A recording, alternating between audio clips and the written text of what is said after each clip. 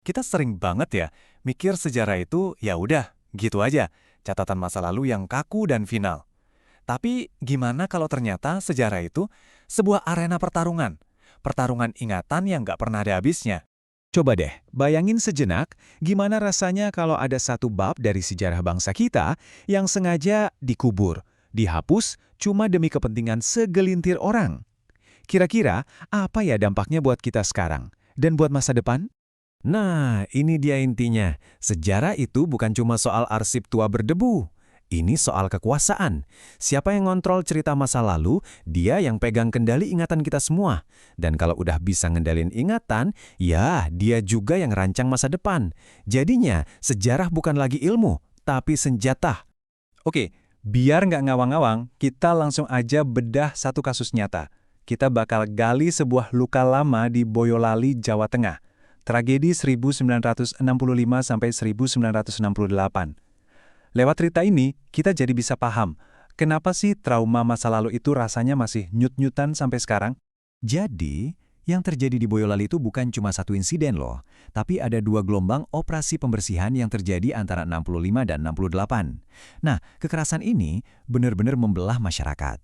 Ninggalin luka yang dalam banget, kayak dendam dan curiga, yang katanya sampai sekarang pun masih kerasa. Nah, ini dia. Kita dengerin langsung dari saksi mata Ibu Pariah. Dengerin deh. Beliau bilang operasi pertama yang namanya Operasi Kalong itu, pelakunya justru banyak dari milisi sipil kayak Ansor. Ini langsung nunjukin betapa rumitnya masalah ini kan? Ini bukan cuma negara versus rakyat, tapi tetangga lawan tetangga. Terus ada lagi nih kesaksian dari Pak Mariono. Ini yang bikin gambarannya makin nyata dan ngeri. Kenapa sih namanya Kalong? Ternyata itu bukan nama resmi. Itu julukan warga karena mereka datangnya malam-malam, pakai penutup muka, persis kayak kalong atau kelelawar. Kebayangkan gimana mencekamnya suasana waktu itu? Dan perlu kita ingat ya, kasus di Boyolali ini cuma sepotong kecil dari sebuah gambar besar yang jauh lebih mengerikan. Skala nasionalnya, wow luar biasa.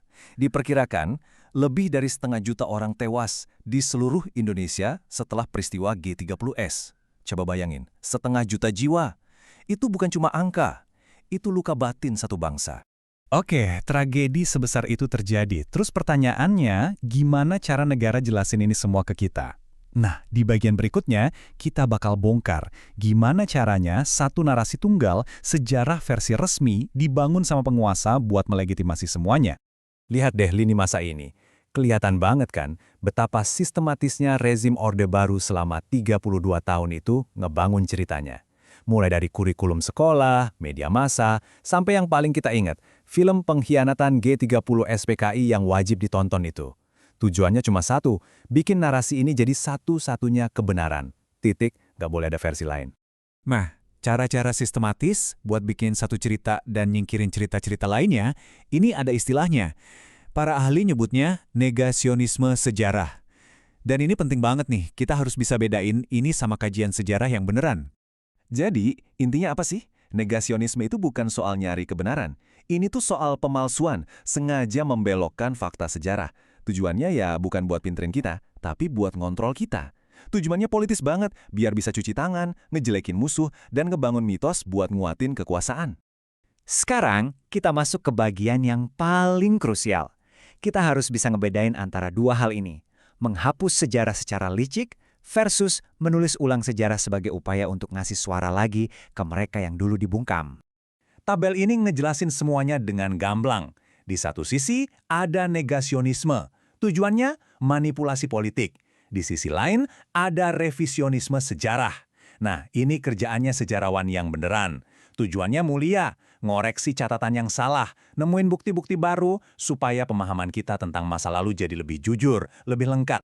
Dan kutipan ini benar-benar kena di hati. Sejarah adalah tindakan moral. Artinya, menulis ulang sejarah itu bukan cuma soal benerin fakta, tapi ini soal moralitas. Ini cara kita buat paling nggak ngembaliin sedikit martabat orang-orang yang menderita, yang ceritanya sengaja disobek dari buku sejarah kita. Oke. Mungkin ada yang mikir, udahlah, itu kan masa lalu, kenapa sih penting banget sekarang? Nah, ini dia jawabannya. Justru karena penggalian memori ini relevan banget sama apa yang lagi kita hadapi hari ini. Ini cuma beberapa contoh dosa-dosa Orde Baru yang sekarang sering banget coba dihalusin atau bahkan dilupain. Ada pembantaian massal 65-66, penghilangan paksa, Petrus di tahun 80-an, operasi militer di Timur-Timur, sampai penculikan aktivis 98. Semua ini jadi pusat perdebatan panas tentang gimana sih seharusnya kita ngingat masa lalu. Dan perdebatan ini jadi makin panas sekarang karena ada kekhawatiran yang benar-benar nyata. Kekhawatiran kalau Indonesia bisa balik lagi ke pola-pola lama era Orde Baru. Pola di mana cuma ada satu cerita yang boleh ada dan militer kembali punya peran yang terlalu besar di urusan sipil. Dan ini bukan sekedar ketakutan kosong loh, ada indikasi-indikasi konkretnya. Misalnya usulan revisi UU TNI, penempatan perwira aktif di jabatan-jabatan sipil, wacana nambah kodam di banyak provinsi, sampai pelibatan TNI ngurusin ketahanan pangan. Buat yang ingat, ini kan kayak gema dari konsep dui fungsi ABRI zaman Orde Baru. Pada akhirnya, kita semua tuh lagi berdiri di persimpangan jalan. Pilihannya ada dua. Jalan pertama, rekonsiliasi sejati. Ini butuh pengakuan, butuh transparansi, dan ujungnya keadilan. Jalan kedua, pengaburan. Cuma butuh kita buat diam, buat lupa, dan nurut aja sama cerita baru penguasa. Kira-kira kita mau lewat jalan yang mana? Karena gini, bangsa yang besar itu bukan bangsa yang nggak punya dosa. Nggak ada bangsa yang sempurna. Bangsa yang besar itu adalah bangsa yang berani ngelihat bab-bab kelamnya sendiri, berani ngakuinnya, dan belajar dari situ supaya kesalahan yang sama nggak keulang lagi. Sebagai penutup, saya mau ninggalin satu pertanyaan buat kita renungin bareng-bareng. Katanya, sejarah itu cermin moral sebuah bangsa. Nah, kalau cerminnya itu sengaja direkayasa, dibikin retak, atau digelapin, apa dong yang kita lihat pas kita ngaca? Itu bukan lagi wajah kita yang asli, tapi cuma ilusi yang dibikin buat kepentingan orang lain.